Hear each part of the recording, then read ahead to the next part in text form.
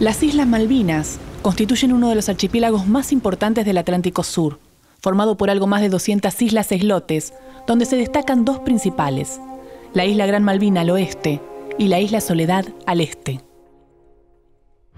La flora más común son los arbustos, y la fauna autóctona que se encuentra son cetáceos, lobos marinos, pingüinos y aves, como la gaviota.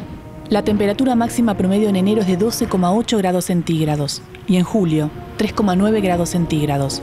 En las islas, más de la mitad de los días del año son lluviosos.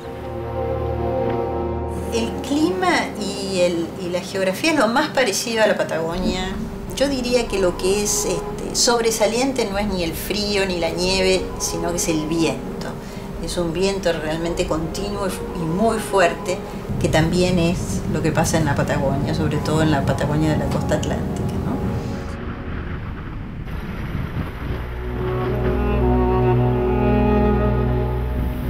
Las Malvinas son parte de la Patagonia Austral. Se encuentran a 480 kilómetros de la costa argentina y a más de 13.000 kilómetros de distancia de Inglaterra.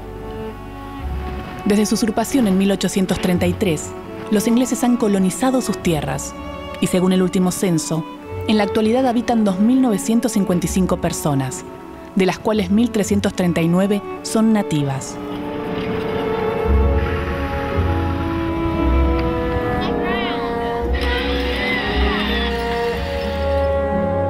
Yo soy de una familia tradicional isleña, cuyos bisabuelos, hasta mis nietas, son todos malvinenses nativos.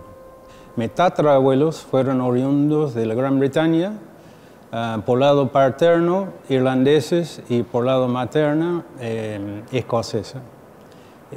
Es algo característico, digamos, de la colonización británica. Se llevaba a cabo con los, digamos, nacionales periféricos de la Gran Bretaña, irlandeses, galeses, escoceses, etc. Y únicamente los ingleses eran el personal de autoridad en los lugares que colonizaban.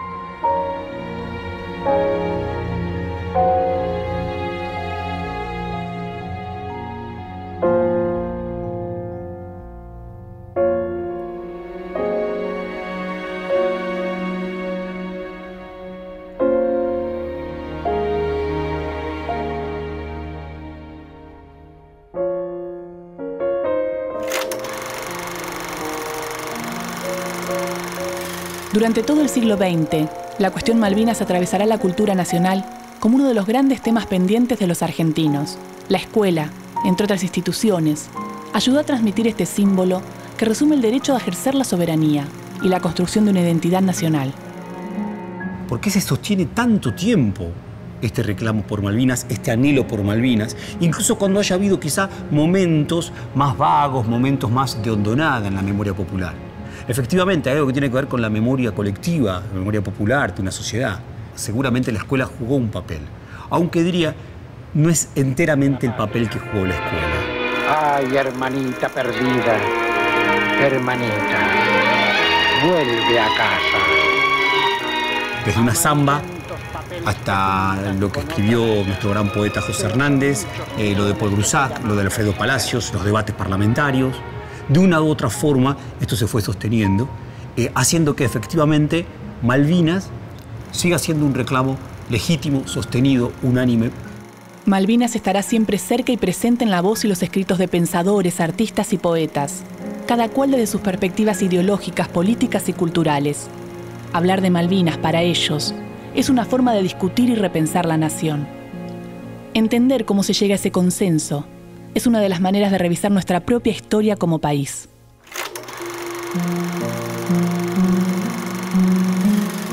El escritor del Martín Fierro, José Hernández, uno de los hombres que construyó una manera muy potente de pensar y ver la patria, fue el primero en convertir a Malvinas en un tema nacional, allá por 1869, cuando publica en su periódico El Río de la Plata una serie de notas dedicadas a Malvinas en forma de cartas, escritas por su amigo Augusto Lasserre, quien acababa de regresar de un viaje a las islas, en poder británico. Con estas notas, Hernández interpela al gobierno de ese momento y a los que están por venir al escribir dos conceptos muy importantes. El primero es que esas islas, por su posición geográfica, son la llave del Pacífico y están llamadas a un gran porvenir. Y el segundo es que la integridad del territorio y los intereses de los argentinos son derechos que no prescriben jamás. Estas ideas son profundizadas en 1892 por el historiador Adolfo Saldías, en su libro Historia de la Confederación Argentina, más específicamente en el capítulo 19, titulado Las Islas Malvinas.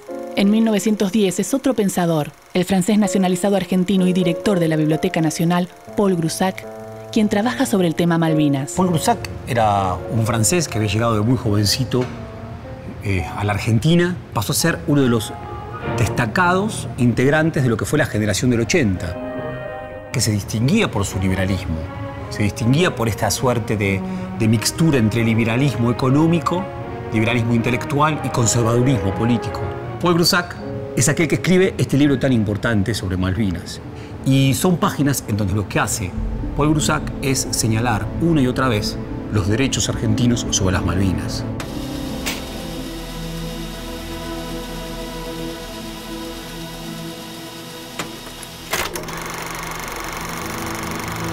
Si en los siglos pasados Inglaterra había dominado el mundo porque dominaba los mares, en el siglo XX su hegemonía será a través de herramientas mucho más efectivas: las presiones económicas y las propias contradicciones y debilidades de los gobiernos. A causa de la crisis económica de 1929 y debido a los ajustes en los países desarrollados, en Argentina entra en crisis el modelo agroexportador, sobre el cual las élites del siglo XIX habían basado sus sueños de grandeza y de potencia. Restablecido el imperio de la normalidad y puesto de nuevo el pueblo en posesión de sus derechos, toca al ejército y la armada volver sin dilación a encarar su honrosa misión. Es el comienzo de la década infame.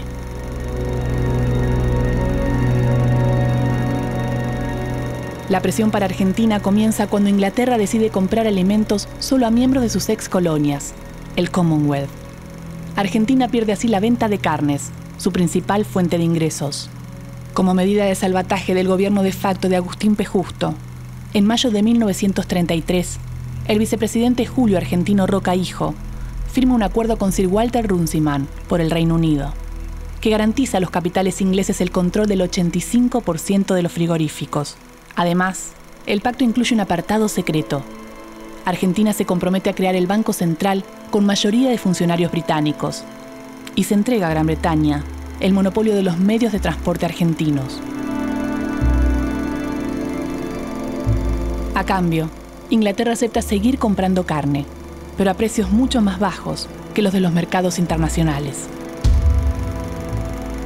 Sin embargo, no todos los sectores políticos acuerdan con este pacto bilateral entre Argentina y Gran Bretaña. El demócrata progresista Lisandro de la Torre encabeza una investigación sobre el comercio de la carne, que estaba sospechado de corrupción tras la firma del pacto Roca-Runciman. Pero la respuesta es feroz. Sufre un atentado en el propio Congreso de la Nación, donde muere su compañero y senador Enzo Bordavere.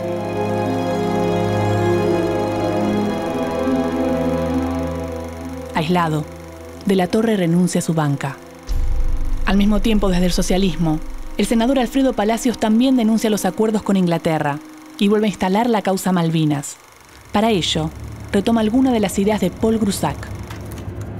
En 1934 presenta un proyecto de ley para que este libro sea traducido y sea de lectura obligatoria. Alfredo Palacios dice: para los ingleses esas islas son islas miserables. Valen tan poco como nuestros pobres, como nuestros gauchos, como nuestros trabajadores. También es importante la posición marcada por uno de los grupos militantes del radicalismo disidente, que tendrán mucha importancia en el pensamiento nacional. Arturo Jaureche, Raúl Scalabrini Ortiz y Homero Mansi son algunos de ellos. En sus escritos se enfrentan al imperialismo económico instaurado y, reunidos en la Fuerza de Orientación de la Joven Argentina, Forja, denuncian que el monopolio británico atenta contra la soberanía argentina tanto como la usurpación de Malvinas. Los documentos de Forja afirman, en todos sus encabezados: somos una Argentina colonial, queremos ser una Argentina libre.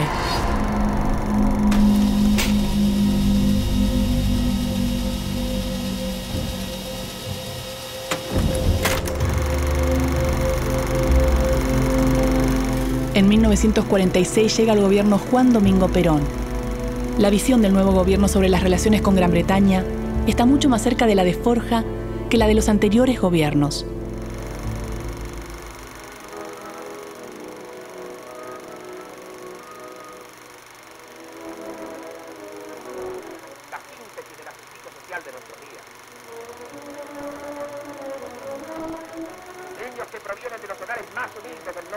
Mientras en el país se discute la dependencia de Gran Bretaña, en las colonias de Asia, América y África, surgen cada vez con más fuerza movimientos nacionalistas que reclaman su independencia. El Imperio Británico entra en crisis y las luchas por la descolonización encuentran su lugar en la recién creada Organización de las Naciones Unidas.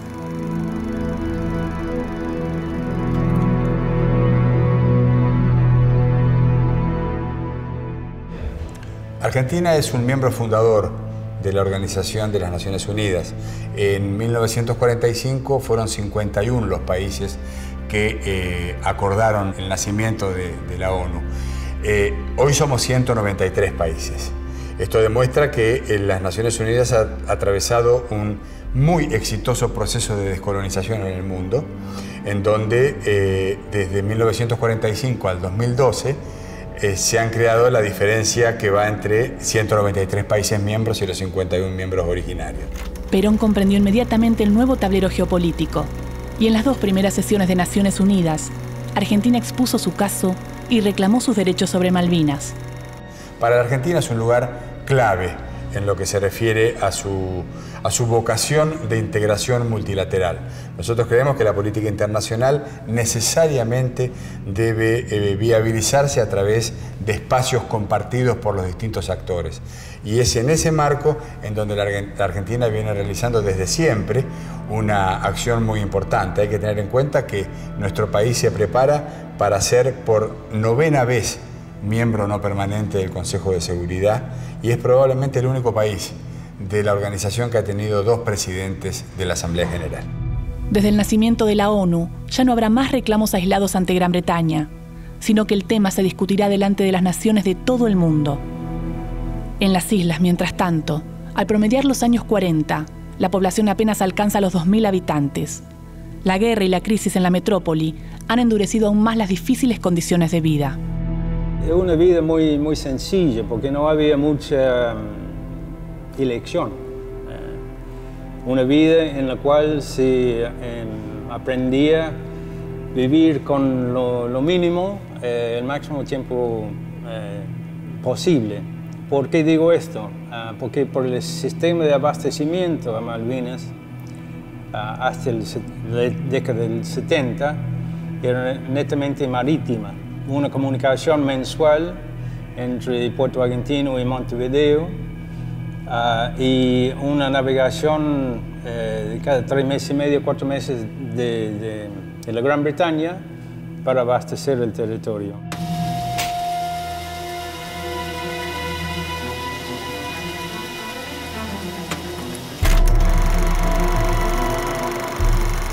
En 1960, la Asamblea General de las Naciones Unidas aprueba la Resolución 1514, que proclama la necesidad de poner fin rápida e incondicionalmente al colonialismo en todas sus formas y manifestaciones.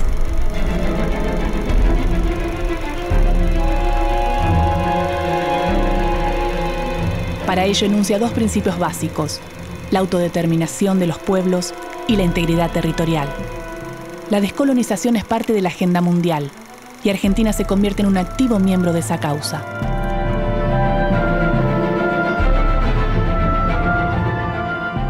La peculiaridad de Malvinas es que es un caso de integración, de integridad territorial, en donde hay un territorio colonizado, que son las Islas Malvinas, ocupado por una potencia extranjera, por la potencia colonizadora, ha expulsado a la población original y ha llevado colonos, que son ciudadanos británicos, y los mantiene allá. El criterio era de que el nativo hay que educarlo, hay que formarlo y hay que darle las posibilidades mínimas para que no provoque un éxodo de la colonia y de ser despoblado o con una población mínima, ese supuesto derecho inglés cae por su propio peso. The absolutely vital point is that we are clear that the future of the Falkland Islands is a matter for the people themselves, and as long as they want to remain part of the United Kingdom and be British, they should be able to do so. That is absolutely key. Es incorrecto, falso más vale, el argumento británico de que Malvinas se trata de un caso de autodeterminación. No, no es un caso de autodeterminación, es un caso de integridad territorial, simplemente porque no se trata de un pueblo que tenga la originalidad y especificidad, se trata de colonos. Es como si usted tuviera una casa, le usurpan la casa y le va a preguntar a los que usurparon la casa qué hay que hacer con la casa, si se tiene que quedar o no, le van a decir que se tiene que quedar, pero eso es una usurpación.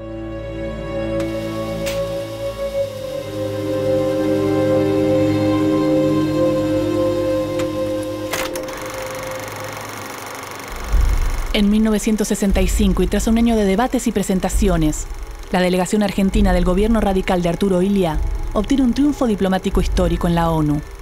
Por 94 votos a favor, ninguno en contra y 14 abstenciones, se sanciona la resolución 2065.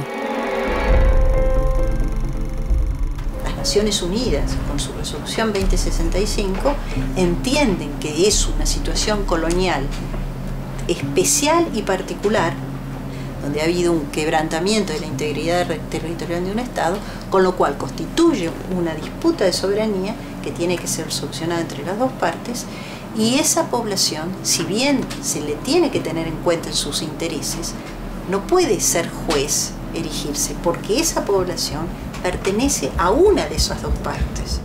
Las naciones del mundo reconocen los argumentos argentinos, aceptan el principio de integridad territorial y descartan el de libre autodeterminación.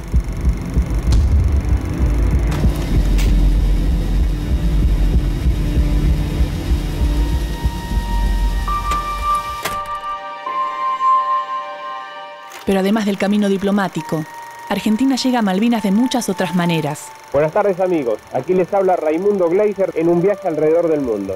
En 1966, el cineasta Raimundo Gleiser es el primer argentino en viajar a las islas y retratar la vida de los isleños. Fue necesario un permiso especial de la reina de Inglaterra para autorizar el viaje.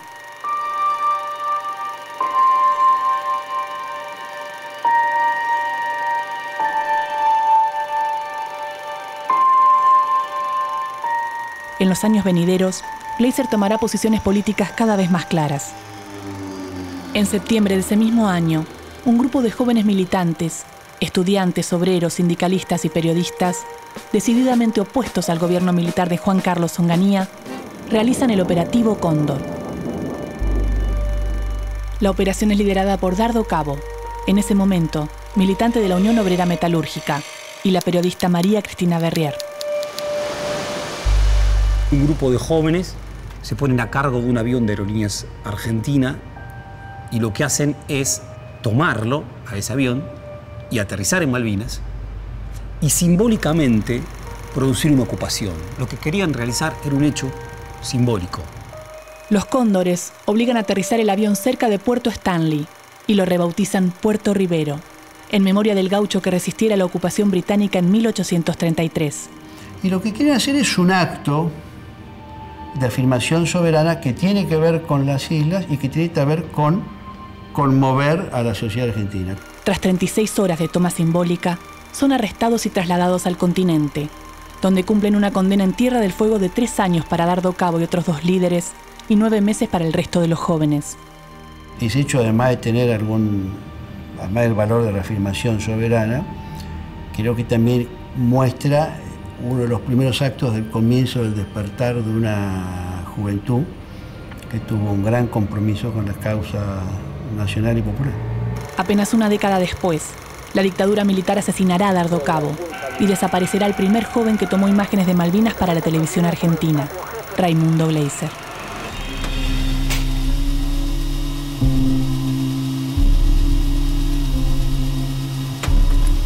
A pesar de que Gran Bretaña protesta por el episodio de los cóndores, aún así mantiene las conversaciones. El gobierno británico comienza a mostrarse proclive a reconocer a mediano plazo los derechos argentinos. En 1968, con el gobierno laborista de Ted Rowlands en el poder en Gran Bretaña, estaba a punto de firmar el documento final de un acuerdo definitivo a la cuestión de soberanía. Y se llamaba los memorandos de entendimiento. Esta información se filtra a través de un periodista corresponsal Reuters, acá en Buenos Aires, que de inmediato transmite la novedad a los dueños de la FIC, la Falkland Island Company. La Falkland Island Company tiene prácticamente el monopolio del comercio dentro y hacia las islas. Es una sociedad anónima de capitales de origen británico. Era dueño de casi 60% de las tierras, dueño del puerto, era el dueño del único supermercado en el pueblo. O sea, era un circuito interno típico colonial. Ese poderoso imperio comercial tiene una gran influencia en Londres y la hace valer. Encabezando un agresivo lobby ante la prensa y el Parlamento británico, es la que presiona al gobierno inglés para demorar los avances de la negociación. Ahí nace el famoso Falkland Island Committee dentro de Malvinas, el Comité de Malvinas. ¿Y quién era el impulsor del Comité de Malvinas? El gerente local de la Falkland Island en Malvinas, Arthur Barton. Y él hace circular dentro del territorio una petición que se firmó en un gran porcentaje de los isleños, oponiéndose a lo que iba a ocurrir sin saber absolutamente nada de los contenidos del documento. Pero al cumplirse 10 años de la Declaración 1514, la ONU urge a los países que mantienen enclaves coloniales, como Gran Bretaña, a acelerar los procesos de descolonización. Ese mismo año, la agenda bilateral se concentra en el tema de las comunicaciones con el continente. Inglaterra reconoce el aislamiento del archipiélago y acepta negociar sobre estos temas. En esos 10 años, no solo hay negociaciones entre Argentina y el Reino Unido dirigidas a devolverle el ejercicio de la soberanía a la Argentina, incluso hay un preacuerdo sobre cómo hacerlo, sino que además hay una serie de avances concretos en las relaciones entre el territorio continental y las islas. Por ejemplo, el Ministerio de Educación tenía 2 maestras en las islas enseñando español. Yo fui como maestra de español junto con mi hermana y esto se enmarcaba dentro de una declaración conjunta que firmaron los 2 países, el Reino Unido y la Argentina, que se llamó la Declaración Conjunta de 1971 y cuyo objetivo era facilitar las comunicaciones y el intercambio entre el continente y las islas.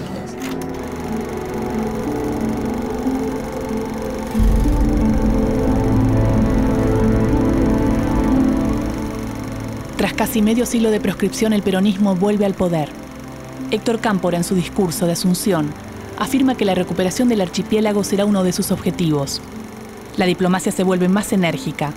La ONU responde con una resolución en la que señala su preocupación por la falta de progreso en las tratativas. Al mismo tiempo se continúa con la política de cooperación. Entre otras medidas, YPF y Gas del Estado llevan sus servicios a las islas, mejorando sustancialmente la calidad de vida de los isleños. Este es el aeropuerto que construyó la Argentina con la pista de aluminio levantada de Marambio y con un hangar chiquitito, acá se puede ver, con los funcionarios del ADE adentro trabajando y donde se hacían todas las tramitaciones. El hospital de referencia para asuntos complejos de las islas era el Hospital Regional de Comodoro Rivadavia. Y ellos sabían de que si tenían una emergencia tenían que ir a un hospital en el territorio continental, que si querían salir y pasar unas vacaciones también tenían que ir al territorio, o sea que el español les venía bien y era necesario. Mientras hubo posibilidades de diálogo de soberanía, hubo una amplia colaboración y entendimiento. Pero una vez más Argentina sufre una interrupción institucional. En 1976, una junta militar encabezada por el general Jorge Rafael Videla toma el poder, derrocando a las autoridades legales. Durante los años de la dictadura, la política externa argentina está claramente alineada a los intereses de los Estados Unidos y toma distancia de cualquier posición diplomática que cuestionara la política de la potencia hegemónica en la región. Por eso nadie podía imaginar que el gobierno surgido en la turbia madrugada del 24 de marzo de 1976 habría de embarcarse 6 años después en la aventura militar de recuperar las islas. A 30 años del 2 de abril de 1982, el Estado de Derecho y el consenso entre los argentinos devuelve el camino histórico de los reclamos, en paz, con firmeza y por la vía diplomática. Esa estrategia, que cuenta con el apoyo de toda Latinoamérica, es la que llevará a la Argentina a recuperar por la vía de la paz lo que por derecho le pertenece.